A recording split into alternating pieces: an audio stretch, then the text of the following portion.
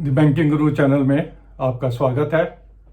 We are back with our analysis of banking stocks एक quarter के gap के साथ। और सबसे पहले जो हम आज ले रहे हैं वो यस बैंक ही ले रहे हैं, जो हमारा चहेता स्टॉक है।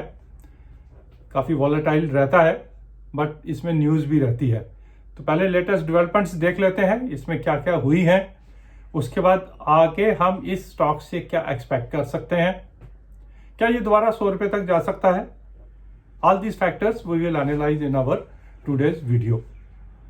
आज जो न्यूज़ आई है कि एक ब्लॉक डील हो रही है 21 रुपये 5 पैसे 50 पैसे पे, तकरीबन 2022 करोड़ की डील है। Some P fund is selling, this is not clear who is buying, but it appears to be कि एसएमबीसी या उनकी कोई और फाइनेंशियल आर्म इसमें इन्वॉल्व हो सकती है। 3% स्टेक के लिए ये ब्लॉक डील आज हुई है, इसीलिए 8-9% जो हमें यस बैंक का शेयर जो है आज नीचे दिख रहा है।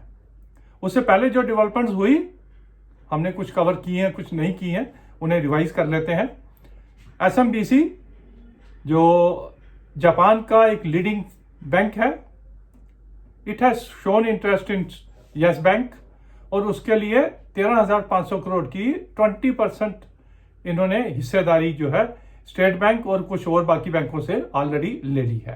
देन दे प्रॉमिस्ड कि वो फ्रेश इक्विटी कैपिटल ला के इसको फर्दर स्ट्रेंथन करेंगे, जो कि 6 to 7% की स्टेक सेल के बराबर होगा, ताकि that is also going to be a big amount, somewhere near 8,000 crore. आज हमने देखा 3% की stake sale.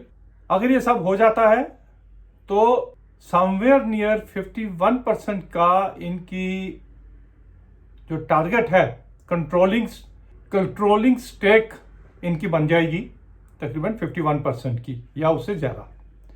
In that case they have to come out with a open offer, but all this is subject to some relaxations by Reserve Bank of India.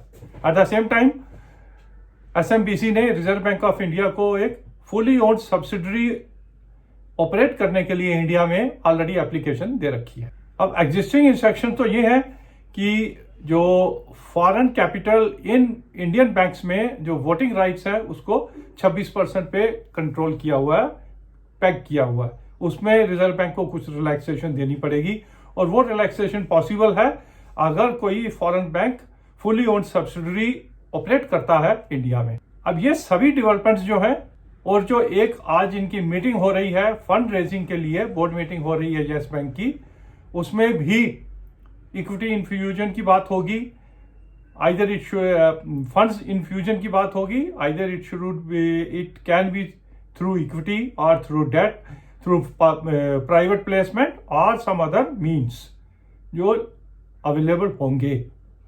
अब इन सब की जो sequence अगर हम देखें तो ये तो अभी तक का एक हिस्ट्री हो गई। अब वे फॉरवर्ड क्या हो सकता है? डेफिनेटली एसएमबीसी ने कंट्रोलिंग स्टेक के लिए यस बैंक को चुना। एसएमबीसी एक लीडिंग बैंक है जापान का। Through this Yes Bank route they want to enter the Indian market. Fully owned subsidiary में कन्वर्ट करेंगे यस बैंक को। 20% स्टेक से शुरू हुए, 6-7% स्टेक और लेंगे, कुछ ओपन मार्केट ब्लॉक डील से आएगा। उसके बाद जो बाकी बचेगा 51% स्टेक सेल के लिए, उसके लिए ओपन ऑफर भी आ सकती है। अब ये सारी स्टेजेस में और उसके बाद का भी बात करते हैं। जब तक इनकी 51% की स्टेक नहीं हो जाती, एसएमबीसी की एक ट्राई रहेगी कि यस बैंक का शेयर जो है नीचे रहे। 21 रुपये 50 पैसे पे डील हो रही है, समवेयर नियर 20-21-22 ये सभी डील्स करने की कोशिश करेंगे। बट जब ओपन ऑफर की बारी आएगी तो उस समय the things will be not in their control, the things will be in control of the retail investors, जो ओपन ऑफर में अगर पार्टिसिपेट करना चाहते हैं तो इनको हायर रेट देना पड़ेगा। अब हायर रेट कैन बी 25 से 30 रुपए और इट कैन बी, अगर मार्केट ड्रिवन भी हो सकता है, मार्केट ड्रिवन जो भी रेट होगा उसके ऊपर 5 से 10% ये उस पर इंक्रीज करके ओपन ऑफर ला सकते हैं। अगर फिर भी इनको 51% स्टेक नहीं मिलता है तो ओपन ऑफर इंप्रूव भी हो सकती है। तो हमें क्या करना है? अभी अपने पोर्टफोलियो पे, अपने शेयर्स पे बने रहना है। हमने वेट की है इस न्यूज़ की कि एसएमबीसी या कोई और बैंक यस बैंक को ले। एट द सेम टाइम जो एग्जिस्टिंग मिस्टर प्रशांत कुमार है, उनका टेन्योर भी खत्म होने वाला है और न्यू सीईओ भी आने वाला है और वो डेफिनेटली एसएमबीसी की कंसर्न से ही आएगा। एक सिनारियो चेंज होगा, बट ये ध्यान रहे कि जब भी कोई फॉरेन बैंक इंडिया में बैंकिंग में एंटर करना चाहता है तो वो रिटेल बिजनेस के लिए नहीं आता है। They are not interested in this brand Yes Bank, they are not interested in doing retail business, retail banking in India. What they are interested is कि जापानीज इकोनॉमी और इंडियन इकोनॉमी में जितनी भी बैंकिंग ट्रांजैक्शंस हो रही हैं या होंगी, उसके लिए उनको एक अपना बैंक चाहिए। एक कंफर्ट रहता है उनको अगर उनका अपना बैंक इंडिया में होगा। जैसे हम भी कभी बाहर जाते हैं, किसी फॉरेन कंट्री में जाते हैं, तो पहले देखते हैं यार स्टेट बैंक ऑफ इंडिया है कहीं, या एसबीआई का कोई भी ब्रांच हमें दिख जाए तो वी ट्राई कि उनके साथ जाके बातचीत करें, क्योंकि एक कंफर्ट रहता है। That means once they get a open offer and controlling right in Yes Bank, 51% stake के बाद की बात कर रहा हूं, then what they will do, इसको फुली ओन्ड सब्सिडरी में कन्वर्ट करने के लिए इसकी डीलिस्टिंग करवा देंगे। डीलिस्टिंग कंट्रोल कराने से क्या होगा, बहुत ज्यादा इंफॉर्मेशन इनको एक्सचेंजेस को शेयर नहीं करनी पड़ती है, कुछ ही इंफॉर्मेशन शेयर करनी पड़ती है। एक fully owned subsidiary private limited company बना के वो अपना एक बिजनेस जो है इंडिया में करेंगे और अपना जो भी करना चाहते हैं बैंकिंग ट्रांजैक्शंस, मोटी मोटी इन्वेस्टमेंट डील्स, मोटे मोटे फाइनेंसिंग, वो फिर उस यस बैंक के थ्रू करेंगे।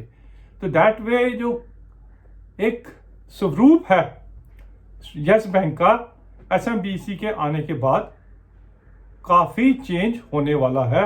This is my presumption.